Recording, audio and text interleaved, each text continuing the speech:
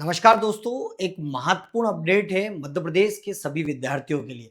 जी हाँ, जो सरकारी भर्ती की परीक्षा का सपना देख रहे हैं, उनको मैं बता दूं कि सरकारी भर्ती के सिस्टम में अब बहुत बड़ा बदलाव किया गया। केवल ईएसबी अर्थात व्यापम में ही नहीं, पीएससी में भी जो है वो सरकार बदलाव करने का सोच रही है। उसके लिए आप सभी से सुझाव भी बाकायदा आमंत्रित किए गए हैं। ठीक है, तो इस मुद्दे पर मैं चर्चा करूंगा कि किस तरीके के बदलाव किए गए हैं पीएससी और व्यापम की परीक्षाओं में, उन पर भी मैं पूरी चर्चा करूंगा। और आप सभी को इस 5 मिनट के वीडियो में 5-7 मिनट में मैं आपको पूरी प्रोसेस जो है समझाऊंगा, पीएससी की भी और हमारे ईएसबी की भी। तो आप सभी को मैं बता दूं कि इसमें सीधा सीधा दिया है कि पीएससी को छोड़कर अब सभी जो है वो सारी सरकारी भर्ती परीक्षाओं की जो भर्ती करेगा वो कौन करेगा? ईएसबी करेगा, अर्थात व्यापम ही जो है, क्योंकि ईएसबी का नाम लगातार बार बार बदल दिया। भाई साहब, सिस्टम बदलने से नहीं, सिस्टम में जो खामियां हैं वो बदलनी चाहिए, लेकिन हर बार बस परिवर्तन ही परिवर्तन। देखते हैं ये परिवर्तन जो है वो हमारे लिए अच्छा है कि बुरा है। आपको क्या लगता है? आप जरूर बताइएगा कि ये परिवर्तन आपको कैसा लगा। साथ ही देखिए, सरकार ये कह रही है कि अब साल में जो है वो केवल 3 पात्रता परीक्षाएं होंगी। किसकी? ईएसबी की। और जो पीएससी है वो 5 परीक्षाएं करवाएगा साल भर में। ईएसबी कितनी करवाएगा? 3। ठीक है, ये कह रही है। आप सभी को बता दें कि प्रदेश में सरकारी भर्तियों की पूरी तरह बदलने जा रही है, जिसमें पीएससी और साथ ही ईएसबी व्यापम 2 लेंगे। ठीक है, तो अगर हम कहें कि पीएससी को छोड़ के जितनी भी सरकारी कोई भी विभाग अपनी तरफ से कोई परीक्षा आयोजित नहीं कर पाएगा, और इसके लिए भी सीधी बात इन्होंने कही है कि इसके लिए आपको पात्रता परीक्षा जो है उसका आयोजन करना होगा। ठीक है, चलिए, तो मैं पहले इसको बता दूं कि विधिवत तौर पर इन्होंने क्या कहा है।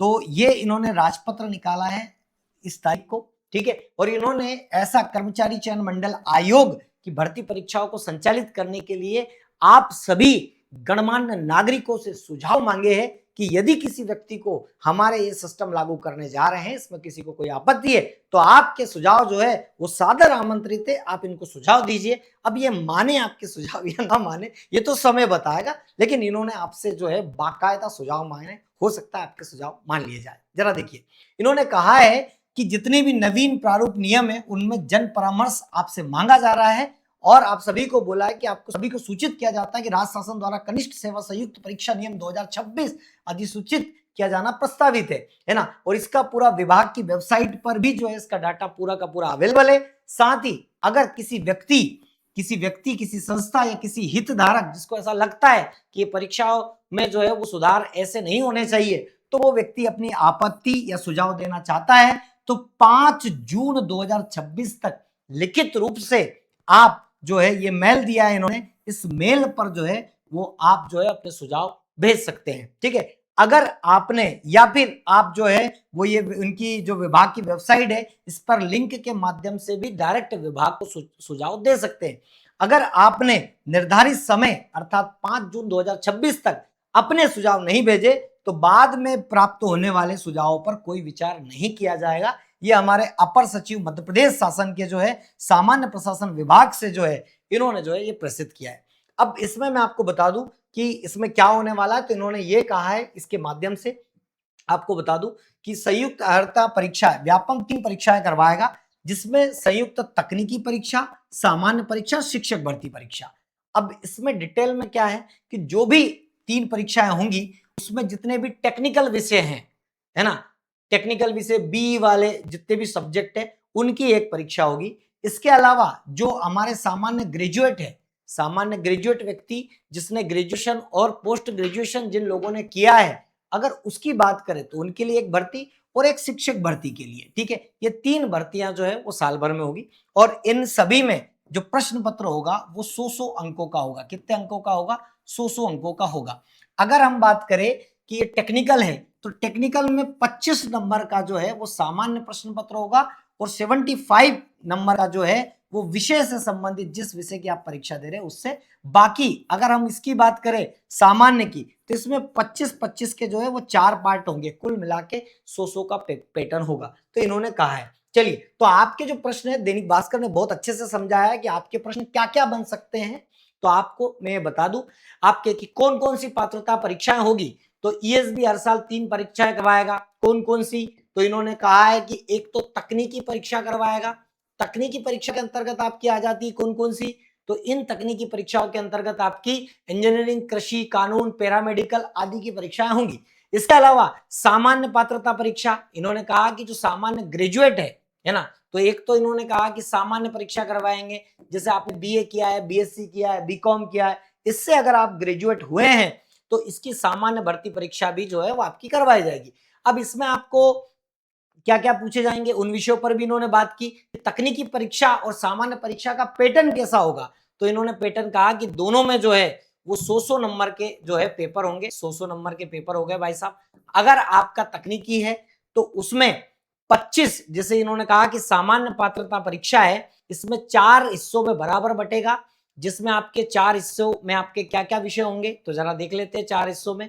तो इन्होंने कहा कि जीके, जीएस और करंट अफेयर क्या आएगा, करंट अफेयर के क्वेश्चंस होंगे, है ना। इसके अलावा एमपीजी के आएगा, एमपीजी के, इसके अलावा इन्होंने बोला मैथ आएगा और रीजनिंग आएगा और डीआई आएगा, डीआई, और इसके साथ कंप्यूटर ज्ञान। तो इन सभी विषयों को इन्होंने क्या किया है, 25-25 भागों में बांट दिया है। इसके अलावा इन्होंने कहा है कि 25 नंबर में ये सभी ले लेंगे जो टेक्निकल परीक्षा देगा, और 75 नंबर का जो है उनका वो विषय जिससे वो परीक्षा देना चाहते हैं वो होगा तकनीकी पात्रता परीक्षा में। अब इन्होंने कहा कि स्कोर कार्ड कैसे काम करेगा भाई साहब, मतलब आपको पहले क्वालिफाई करना पड़ेगा, क्वालिफाई करने के बाद जब भी विभाग कोई भर्ती निकालेगा, जिसका क्वालिफाई नहीं है वो परीक्षा में जो है वो विभाग जब भर्ती निकालेगा उसमें शामिल नहीं हो पाएगा। यूपी में ये फंडा पहले से लागू है। ये स्कोर कार्ड आपका 2.5 साल तक मान्य होगा, ठीक है, ध्यान रखें, 2.5 साल तक मान्य होगा। जब से आपने जो है इसको क्वालिफाई किया तब से 2.5 साल के बीच में अगर आपकी कोई भर्ती आ रही है तो आप उसके लिए आवेदन कर सकते हैं। अगर आपने ये परीक्षा क्वालिफाई नहीं की, पात्रता परीक्षा, तो आप किसी भी भर्ती परीक्षा में आवेदन नहीं कर पाएंगे। ये बात इन्होंने सीधी कही। स्कोर कार्ड कितने तक, तो 2.5 साल तक मान्य होगा। उम्मीदवारों को क्या फायदा मिलेगा, तो इन्होंने कहा कि अलग अलग परीक्षाएं नहीं करवानी पड़ेगी, एक बार क्वालिफाई करने के बाद उसको आपको सीधा सीधा अप्लाई करना पड़ेगा।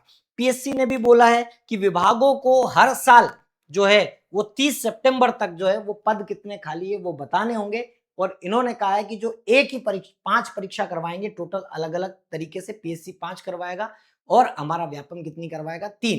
पीएससी 5 साल भर में करवाएगा और वो भी पात्रता परीक्षा करवाएगा, और हर व्यक्ति जो है जिसका जो योग्यता है उस पद के अनुसार उसके लिए वो अप्लाई कर पाएगा, ठीक है। तो इस तरीके की जो भर्ती का आपको सुझाव कैसा लगा, ये सुझाव आपको बताना बहुत जरूरी है। ये बात जो है आपके लिए है, आपके फायदे के लिए है। तो मैंने आपको जो ईमेल बताया है, आप इस मेल पर, है ना, इस मेल पर आप जा सकते हैं, और ये गवर्नमेंट की साइट पर भी जो है आप जाकर जरूर अपनी आपत्ति दर्ज करवाएं, ठीक है। मैं तो करवा ही दूंगा, ठीक है। तो आपको सिस्टम कैसा लगा, मैं अपनी राय आपके बाद में बताऊंगा। पहले आप बताएंगे कि आपको ये सिस्टम कैसा लगा, क्या सही है, क्या गलत है, ये आप मुझे कमेंट करके जरूर बताइएगा। तो जितने भी विद्यार्थी अपना माइंडसेट जरूर तैयार कर ले कि अब मध्य प्रदेश की भर्तियों में जो है आपको ये बदलाव स्वीकार करने के लिए अपना मेंटल स्टेट जो है वो तैयार कर ले, और ये बदलाव अच्छे हैं या बुरे हैं ये तो समय बताएगा, और कितना इस पर जो है इंप्लीमेंट हो पाता है ये भी सब समय पर छोड़ देते हैं। तो ठीक है, चलिए, इस प्रकार की जानकारी के लिए आप जुड़े रहे उत्कर्ष के साथ। मेरा नाम है सतीश मीणा, बहुत बहुत धन्यवाद।